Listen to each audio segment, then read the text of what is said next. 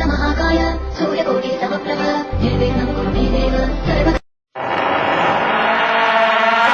जब रात होती है तो हम एक दिया जला लेते हैं और उसकी रोशनी में खुद को महफूज समझते हैं, मगर उस रोशनी के परे जो अंधेरा है वो अपने अंदर बहुत सारी कहानियां समेटे हुए है और इन्हीं कहानियों को आप तक लेकर आता है रात के अंधेरे में।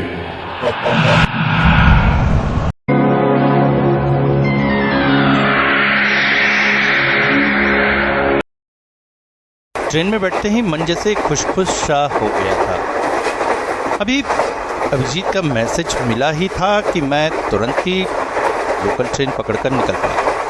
हम सभी अभिजीत के घर पर मिलने वाले और वहाँ से सीधी दार्जिलिंग। ओहो, सुनकर ही मन आनंदित हो गया था। ट्रेन रफ्तार से बढ़ी चली जा रही थी। मन बहुत ही प्रफुल्लित था जल्द से जल्द अभिजीत के शहर पहुँचने को और वहाँ से दार्जिलिंग की आनंददायक ट्रिप की।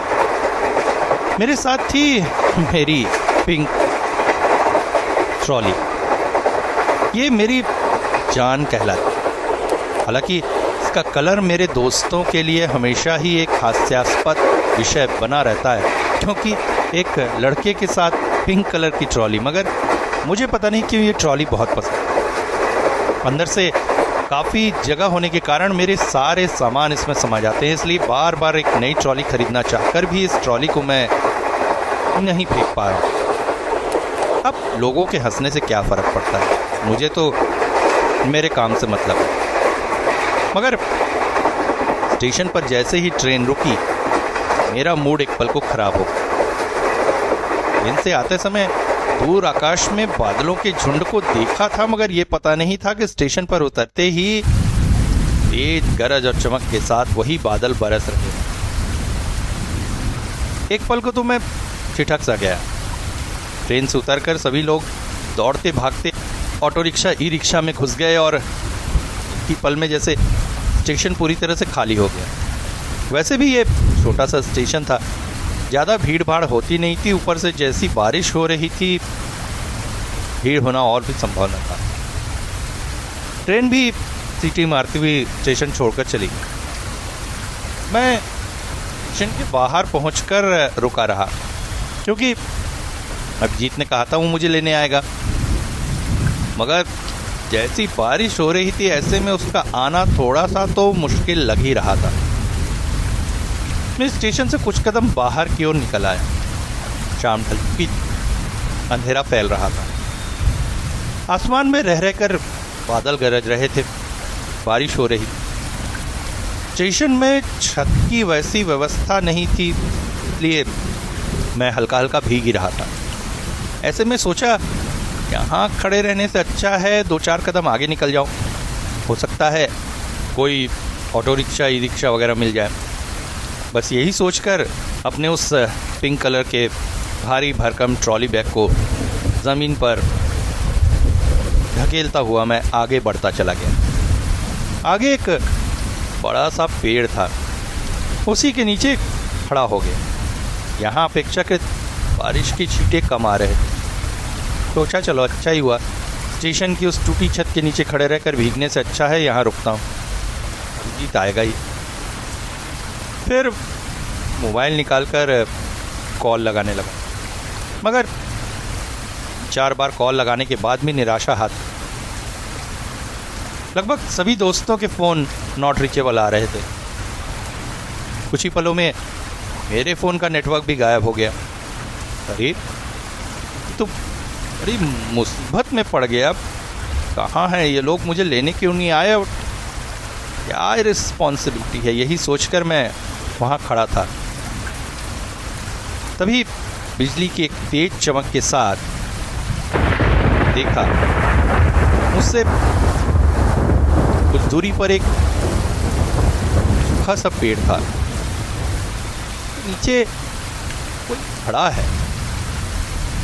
अंधेरा काफी गुप्त हो चुका था, इसलिए स्पष्ट देख पाना संभव नहीं था। आसमान में चमक रही बिजली ही एक साधन थी जिससे दिखे। तभी दूसरी बार आसमान में बिजली चमकी और मैंने स्पष्ट देखा, वहाँ पे सच में कोई खड़ा था। नहीं, खड़ी एक स्त्री की परछाई। अगली बिजली की चमक में स्पष्ट हो गया, उसने एक साड़ी ऊपर से लेकर नीचे तक बांधी हुई और शरीर में कोई कपड़े नहीं, बाल हवा में लहरा रहे थे। तेज चल रही हवा जैसे उसके बालों से खेल रही थी। देखने में कोई वैष्णवी साधु सन्यासी जैसी लगी। मैंने उस ओर अब ध्यान देना बंद कर दिया। एक दो बिजली की चमक के बाद हाँ स्वतः ही उस ओर कि मैंने महसूस किया इस बार वो पेड़ के बजाय एक दूसरे पेड़ के नीचे। अगली एक दो बिजली की चमक ने अब मुझे थोड़ा सा डरा दिया।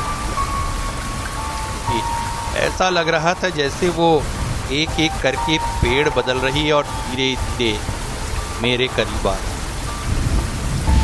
थोड़ा सा शौक हुआ, मगर अगली बिजली की चमक ने मुझे बेहद डरा दिया। वो बिल्कुल मेरे सामने खड़ी,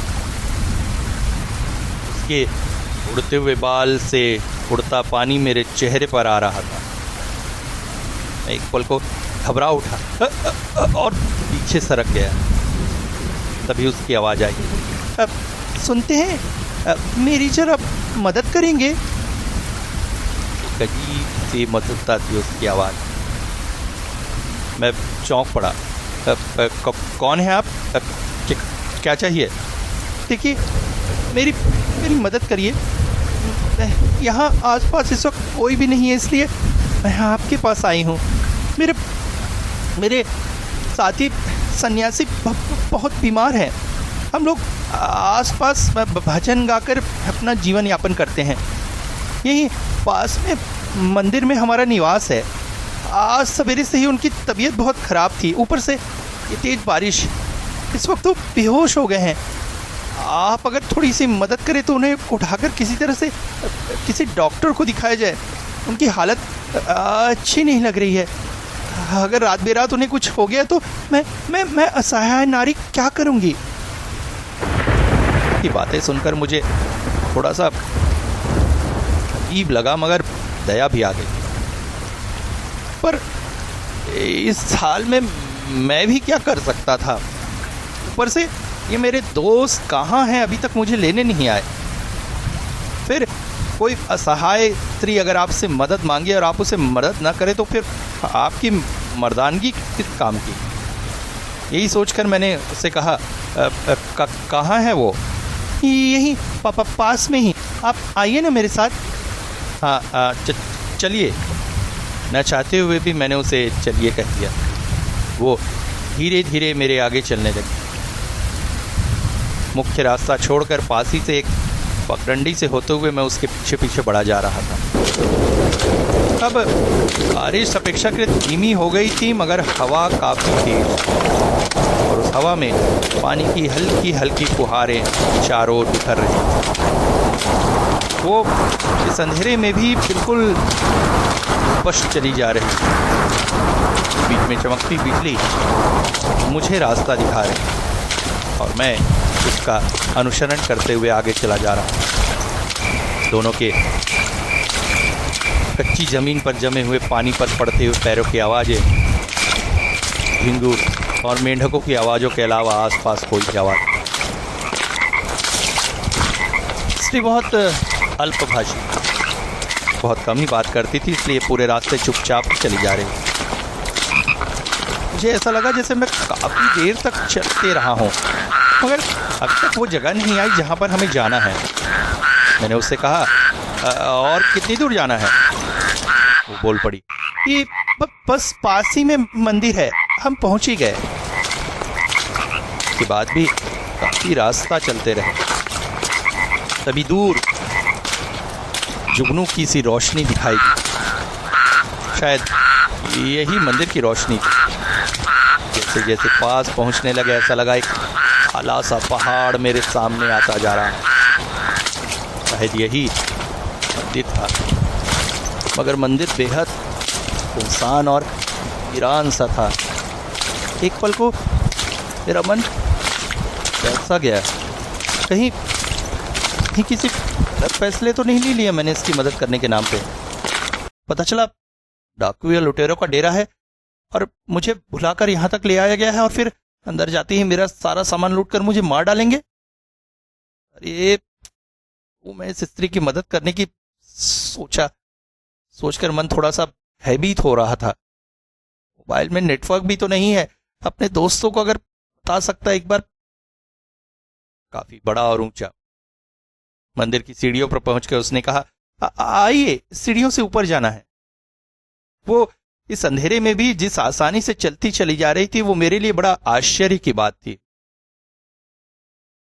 मैं उसके पीछे पीछे चलता गया। ट्रॉली काफी भारी थी, इस वजह से सीढ़ी से उठा पाना संभव नहीं था।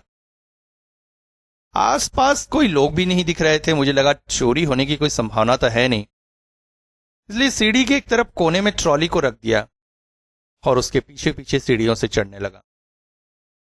करीब 25-30 सीढ़ियां चढ़नी पड़ी, बड़ी बड़ी। उसके बाद एक बड़ा सा लकड़ी का दरवाजा सा, जिसे उसने धकेल कर खोल दिया। जैसे ही मैं उसके पीछे पीछे अंदर पहुंचा, मैं एक पल को चौंक पड़ा। सामने मां काली की प्रतिमा थी ना, बेहद भयानक और विभत्स रूप में। मुंह से निकली हुई जीभ को देखकर समझ में आया कि यह मां काली की प्रतिमा है। गले में बड़े बड़े नरमुंडों की माला। कमरे में से 2 मशालें जल रही थी। इसकी मध्यम रोशनी में ही मैंने मूर्ति को देखा था। नरमुंडों को देखकर ऐसा लग रहा था जैसे वो जागृत और वास्तविक हों। तभी अचानक प्रतिमा के पास ही पड़े हुए एक शरीर पर मेरी नजर गई। ये एक लाल वस्त्र पहने साधु का शरीर था, मगर ये क्या? शरीर तो एक तरफ लुढ़का हुआ था और उसकी आंखें जैसे बाहर निकल आई थी। हाँ, ये तो कोई मृत शरीर है, मगर इसने तो कहा था इसका साथी मार है। फिर क्या? मैं चौंक पड़ा, मगर अगले पल और चौंका जब दरवाजा बंद होने की आवाज आई। मैंने मुड़कर उधर देखा तो उस स्त्री ने मंदिर का दरवाजा बंद कर दिया था, ताला लगा रही थी। ताला लगाने के बाद एक छोटे से छिद्र जैसी जगह से उसने चाबी बाहर फेंक दी। मैं चौंक पड़ा। ये क्या कर रही हैं आप? मैंने उससे पूछा। वो मुझे देखकर हंस पड़ी। उसकी हंसी में बहुत ही भयानक और खूंखारपन। अभी तक जितनी मधुर और प्यारी बातें कर रही थी वो सब एक पल को जैसे गायब हो गया था। वो बोल पड़ी,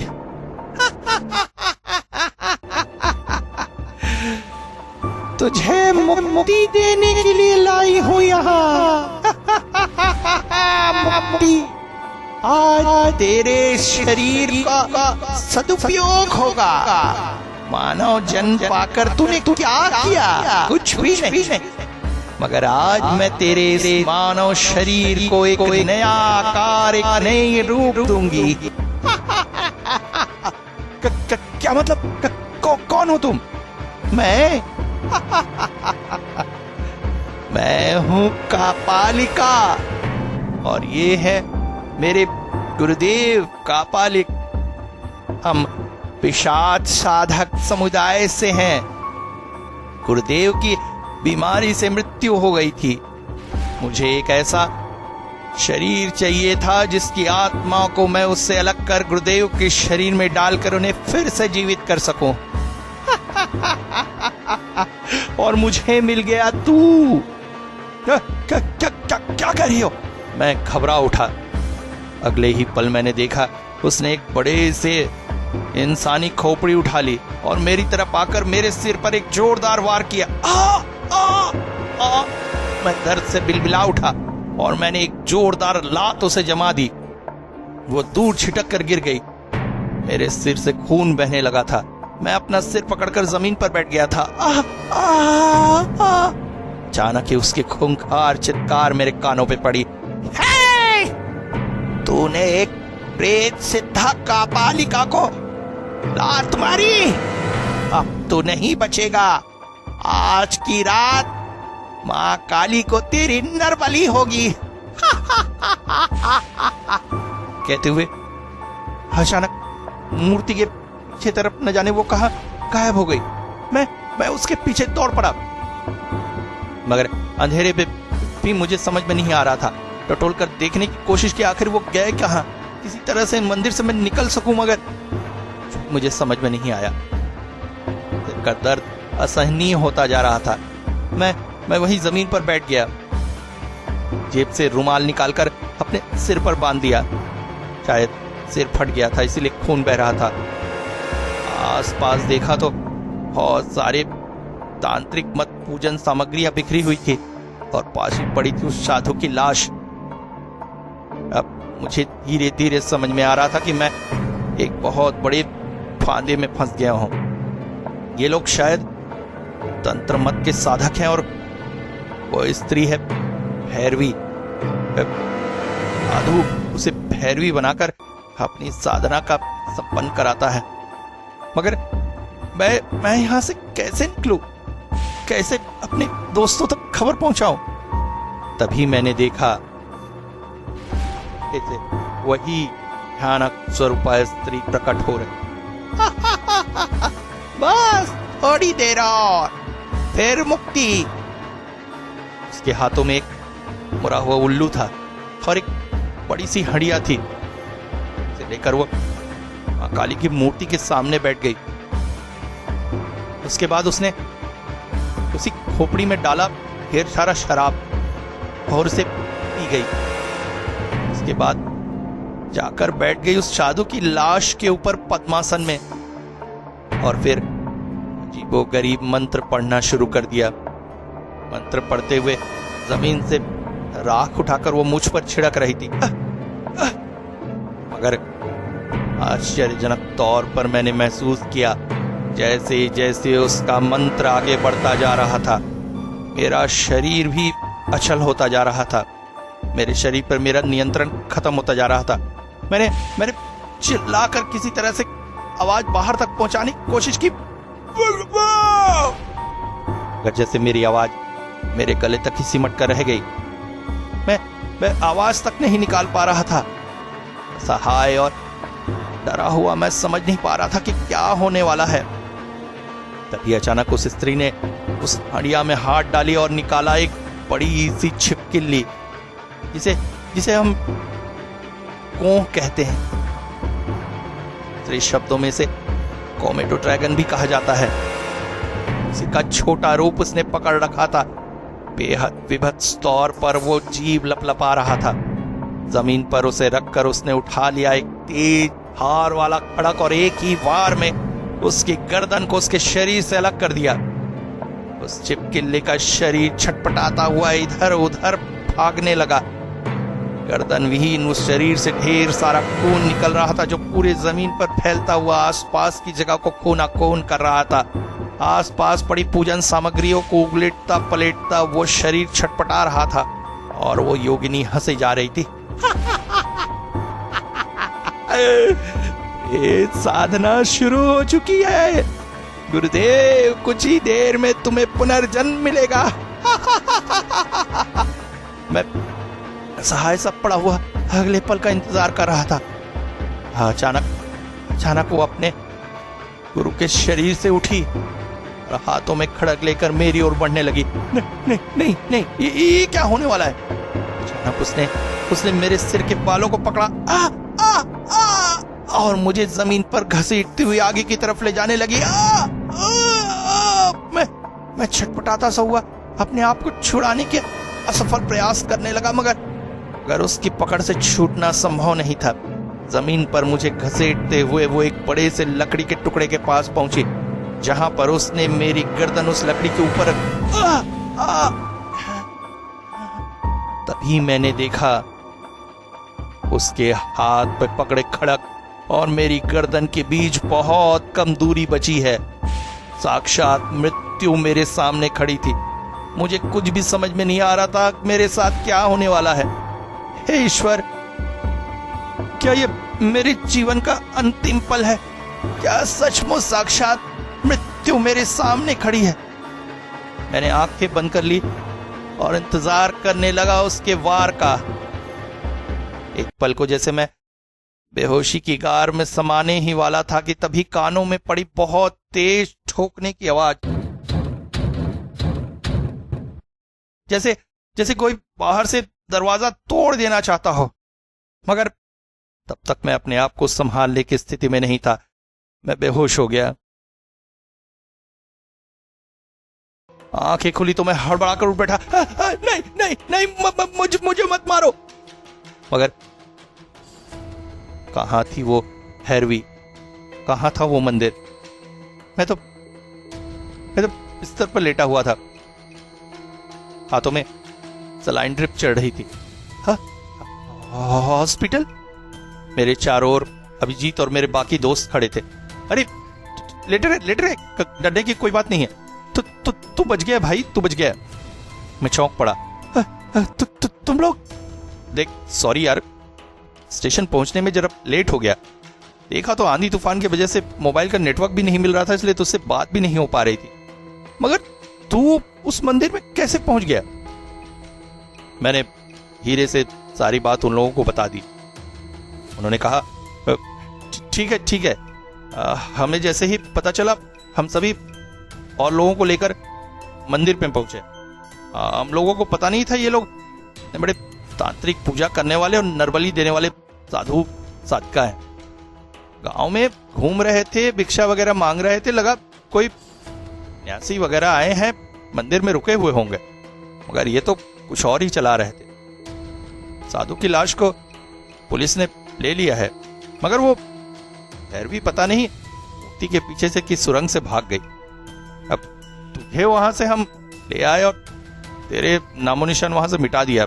किसी को बताना मत कि तू वहां गया था। जानता तो है पुलिस का काम, 1000 तरह के प्रश्न पूछ के तुझे परेशान करेगी। खैर, डर की रात बीत गई है, अब निश्चिंत हो जा। मगर मैं चौंक पड़ा। आखिर पता कैसे चला कि मैं आया हूं यहां और हॉस्पिटल और मंदिर में हूं? मेरे इस सवाल पर मेरे सारे दोस्त हंस पड़े। अरे तेरी वही पिंक ट्रॉली, और कौन? हम लोग जब तेरी तलाश कर रहे थे तो टॉर्च की रोशनी में अचानक ही कच्ची जमीन पर भारी पहियों के निशान दिखे। आगे बढ़े तो जंगली बेल पत्ते कटे फटे पड़े थे। तेरे उसी ट्रॉली के पहिए का कमाल होगा। बस उसी पहिए को खोजते खोजते हम मंदिर के पास पहुंचे और सीढ़ियों पर उस पिंक ट्रॉली को पड़ा देखा। हमें समझ में आ गया कि तू ही होगा और दौड़कर मंदिर पहुंच गए। उनकी बातें सुनकर जैसे मैं हौचक्का सा रह गया था।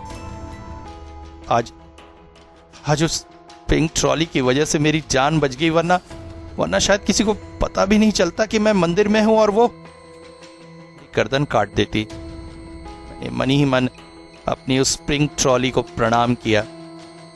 आफ्टर ऑल मेरा प्राण रक्षक था वो।